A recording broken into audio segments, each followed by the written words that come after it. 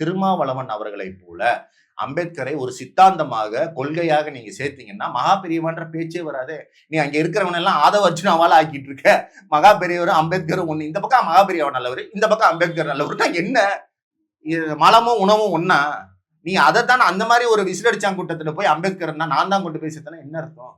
இது எவ்வளவு ஒரு இல்ல. அப்ப விஜய் வந்து விஜய் அமைச்சர்களும் தற்கூரி அப்படிங்கிறாங்க. ஆமா, இருமா போடதான் சொல்லுவாங்க. அப்ப விஜய் ரொம்ப பயப்படுறீங்களா விஜய் பார்த்து? ஆமா, பயப்படுறோம். முட்டாள்தனத்தை பார்த்து பயப்படுறோம்.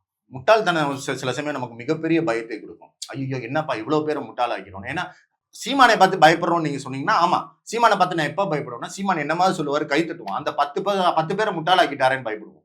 அதே போலதான் நீ அம்பேத்கர் மகா பெரியவான்னு பேசிட்டு அம்பேத்கரை நான் தான் கொண்டு போய் சேர்த்தேன். நீ ஓட்டையும் முதல்ல யாரும் கொண்டு போய் சேர்க்கல, ஓட்டையும் முதல்ல சேர்க்கணும் அம்பேத்கரை. அப்புறம் நான் தான் கொண்டு போய் சேர்த்தேன்னா என்ன அர்த்தம்? ஆக இந்த முட்டாள்தனத்தின் மீதான பயம் தான் எங்களுக்கு இருக்கே தவிர அந்த முட்டாள்தனத்துக்கு சொந்தக்காரர் மேல எங்களுக்கு எந்த பயமும் கிடையாது. திமுகவை தான் தன்னுடைய எதிரியா விஜய் பிக்ஸ் பண்ணியிருக்காரு.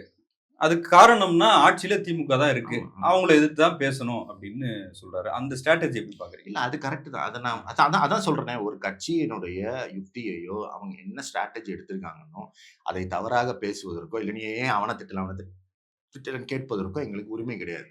ஆனால் நான் தான் அம்பேத்கரையே அறிமுகப்படுத்தினேன், நான் தான் அம்பேத்கரையே இது கொண்டு வந்தேன். ஏதோ நீ ஒரு நடிகரை படத்துல அறிமுகப்படுத்துற மாதிரி பேசிட்டு இருந்தா கேட்பதற்கான உரிமை எங்களுக்கு இல்ல. அவர் அப்படி சொல்லல.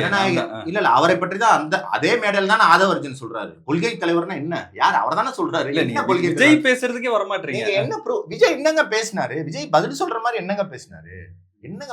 சம்பிரதாயத்துக்காக அதுதான் நான் சொல்லிட்டேன். நீ தான் சம்பிரதாயத்துக்காக நிவாரணம் கொடுத்த, வேற யாரும் கொடுக்கல. அரசு அப்படி கொடுத்துச்சா? இங்க மன்னர் ஆட்சி நடக்கல, மக்கள் தான் தேர்ந்தெடுக்கிறாங்கன்னு சொல்றீங்க. ஆனா இங்க வந்து தேர்தல் வந்து முறையான நடைமுறையில் நடக்குதா? அதுதான் நடக்குதுன்ட்டாரு அவரு. ஃபேர் அண்ட் ஃப்ரீ எலெக்ஷன்ஸ் அதுதான் நடக்குதுன்ட்டாரு. அது ஒன்றும் பெரிய தப்புல, அவரே தான் சொன்னாரு. ஃபேர் அண்ட் ஃப்ரீ எலெக்ஷன்ஸ் மாநாடுல பேசுறாரு. இங்க நல்லா தான் நடக்குதுங்க.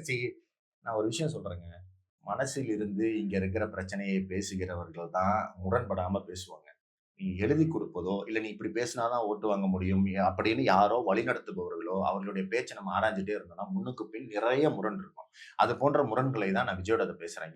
விஜய் அப்படி எந்த ஒரு தனிநபரும், நான் இன்னும் சொல்றேன், எனக்கு என்ன ஒரு மிகப்பெரிய வேதனைனா பாஜக காரங்க கூட வேங்கை வேலு மணிப்பூரையும் ஒப்பிட்டு பேசல. அப்ப விஜய் பேசுறாருன்னா ரொம்ப தவறாக வழிநடத்தப்படுகிறார். Cheap politics. அப்ப அங்க இருக்கிற இளைஞர்கள் வந்து இப்பதான் அரசியலை பாக்குறாங்க. அவங்க 25-30 வருஷமா விஜய் ஃபேன்ஸ் மட்டும்தான், சினிமா ஃபேன்ஸ் மட்டும்தான். அவங்க இப்பதான் அரசியலை பாக்குறாங்க.